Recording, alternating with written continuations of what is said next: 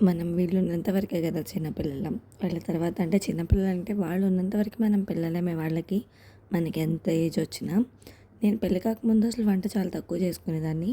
ఇప్పుడు వంట, ఇల్లు, పిల్ల పనులు, ఆఫీస్ పనులు ఇంత వర్క్ అవుతుందని ఏ కొంచెం ఖాళీ దొరికినా అమ్మ నా దగ్గరికి వచ్చేస్తుంది. ఏదో కొంత హెల్ప్ చేయొచ్చని. వచ్చినప్పుడు ఏదో ఒకటి తీసుకొస్తుందనమాట. ఈసారి అయితే వడియాలు, స్వీట్ కార్న్స్, ఫ్రూట్స్ అలా తీసుకొచ్చింది. ఖాళీ చేత్తో అయితే అసలు రాదు. వచ్చిన దగ్గర నుంచి కాసేపు కూడా ఖాళీగా అయితే ఉండదు. ఏదో ఒక హెల్ప్ చేస్తూనే ఉంటుంది. కానీ 9 ఏజ్‌కి అంటే 9 నా ఏజ్‌కి వచ్చి ఇలా పెళ్లి పిల్లలు అయిపోయిన తర్వాతకి నాకు మా అమ్మకున్నంత ఓపిక ఉంటదో లేదా అనేది చూడాలి. ఖచ్చితంగా ఉండదని అనిపిస్తుంది. ఇక ఇప్పుడు వీడియోలో అమ్మ చేస్తుంది ఏంటంటే స్వీట్ కార్న్ 65 చేస్తుంది. జస్ట్ ఒకసారి ఉడకబెట్టుకొని దాంట్లో కొంచెం బియ్యం పిండి, మైదా పిండి అండ్ కార్న్ ఫ్లోర్, ఉప్పు, కారం, పొడి మసాలా వేసుకొని కరివేపాకు కూడా వేసుకోవచ్చు. నా దగ్గర లేదనమాట అందుకని వేయలేదు. జస్ట్ అవి ఒక స్ప్రింకిల్ చేసుకుని వాటరు బాగా తడిచేటట్టు కాకుండా కొంచెం ముక్కలకు అతుక్కునేటట్టు స్ప్రింకిల్ చేసుకొని వేయడమే.